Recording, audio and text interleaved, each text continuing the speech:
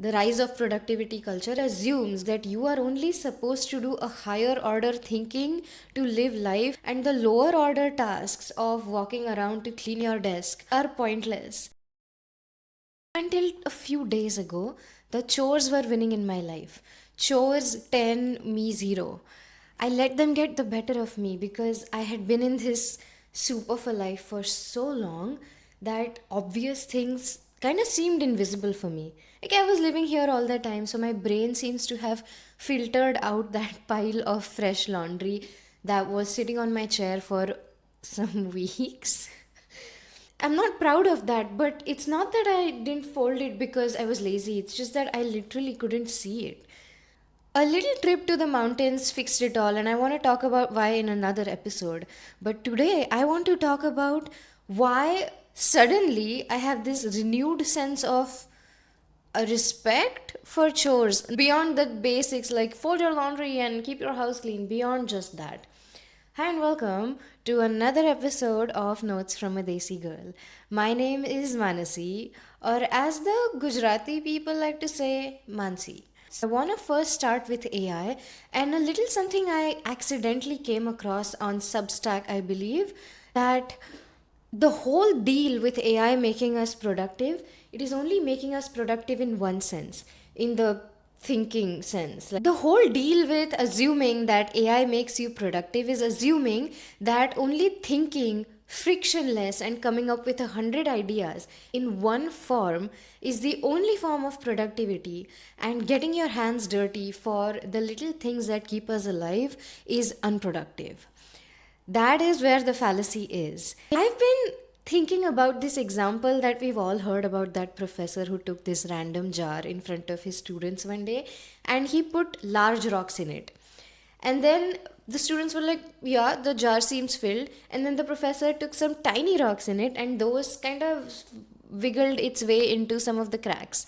And then the professor like, is this full? And the kids were like, yeah, I think so. And then he took some sand, and then the sand found its way through all of these holes and crevices quite easily. And then the students were like, oh, now it has to be full. But then the professor took some water and he poured it in the jar, and the water just filled every little unimaginable crack or gap that you'd otherwise think was full. And I've been thinking about that as the metaphor for life. I mean, that's was the point of that experiment, that your life isn't just big blocks or rocks or these big milestone events. Your life is composed of the tiny things quite a bit. And what AI does, especially if we use it, or especially with the productivity culture built around the growth of AI and making us want to think more or write more or something, just from prompts or the information that we can have at the tip of our fingers, is that thinking is frictionless. It is boundless. You could come up with the idea of an entire novel in your head in just one day, and you could sort of eliminate friction of if you're writing a murder mystery and you need to really know if being stabbed in the stomach on the side like this would mean certain death, or would it mean death after 3 hours. Like you need to know these things, right? You could ask this to AI if you didn't have any other humans to ask. So, with things like these, with information like that, you could think endlessly. And whether you do a lot of thinking with or without AI, you just sit at a desk and your chores are taken care of, your food, your groceries are taken care of, your laundry is folded, your house is clean. You don't have to worry about the little things. Mainstream productivity culture says that you can now just focus on the real work that matters, the one that makes money in this economy. I have come to realize that chores are kind of non negotiable for regular people like us who don't always have external help. I mean, yeah, it's because nuclear families were encouraged and communities were discouraged that we kind of have to do everything on our own. Finding a partner is so hard. It's because we look for everything that a community of 10 to 15 people would give us. We look for that from just the one person. And that's what makes unrealistic standards and just us expecting a lot out of ourselves too. You can't really productivity system your way out of a community or your way out of chores. And that's the point.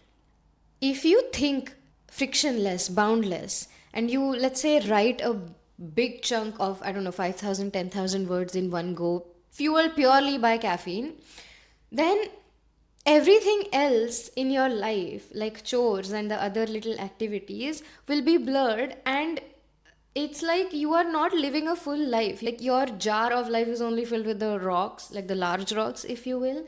The ability for an artist to notice things actually comes from friction. Not necessarily trauma, but more like a constraint. Like if I had a perfect life, I wouldn't be a writer, I wouldn't be an artist.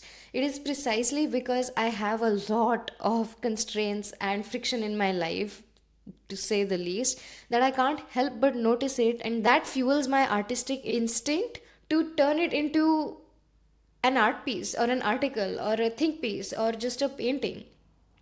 Chores is where you get your thinking polished. Like the whole point of thinking is that one thought leads to another, but that only happens if you've gotten your hands in there and washed the dishes or folded your clothes, because then you know how much you own, you know which your favorite top is, you have that little excitement when your favorite clothes are back in the A game because your laundry from that is just done and your B grade clothes are just like back in the hamper again. To me, it's the equivalent of wearing a cape like a superhero and flying all around.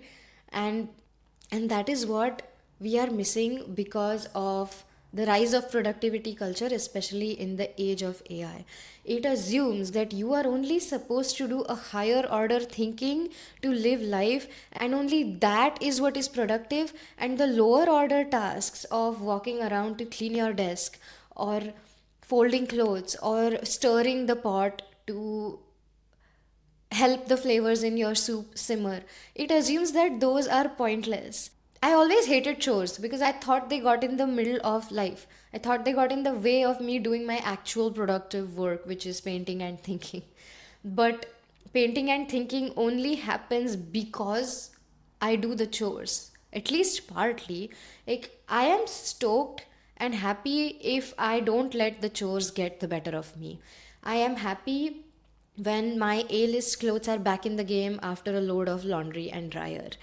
That little up and down of just a human living their life is the exact thing that produces the friction for you to then make art from, provided you are somebody who notices the little things. That is precisely what AI takes from us if you use it largely, because AI is about thinking a lot. Not only that, when you just keep going, let's say you just have all green signals down the street, just that's it for like 70 miles, you are, just go with me, driving in like a fictional town and you only have green signals. That's great, but then your baseline of what is life or what is normal is changed over time. And if your baseline changes, then the second life gets difficult or life gets real, it's going to be like, wow, I don't know what to do with myself. Then I lost out on being able to notice a lot of different things. I lost out on the friction that could have made me a better artist. That's just not how it is, and I don't want to let the mainstream productivity culture in the time of AI win over me like that.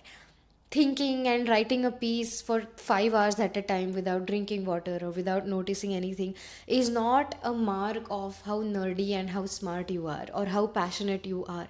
Like, you can be good at chores and you can still be a half decent writer.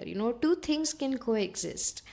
So, this is what I've been thinking about. This is what I have concluded.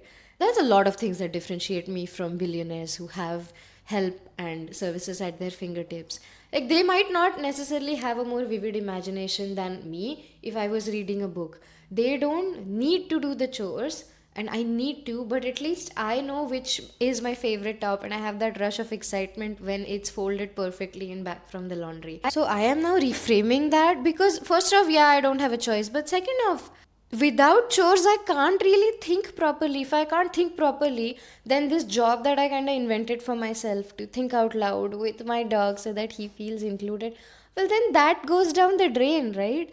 I was wrong when I thought that chores are the bane of my existence. I was wrong when I thought that higher order thinking or writing something is the only form of creativity and doing chores is the enemy of every creative. It's not.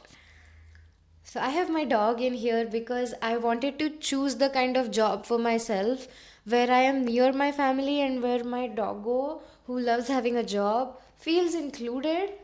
And he has done really well with sitting and just existing. So now I'm going to let you go with these thoughts and I'm going to give him a puppy chew and we are going to continue about the rest of my day where I get back to some leftover spring cleaning. Bye now. Good boy.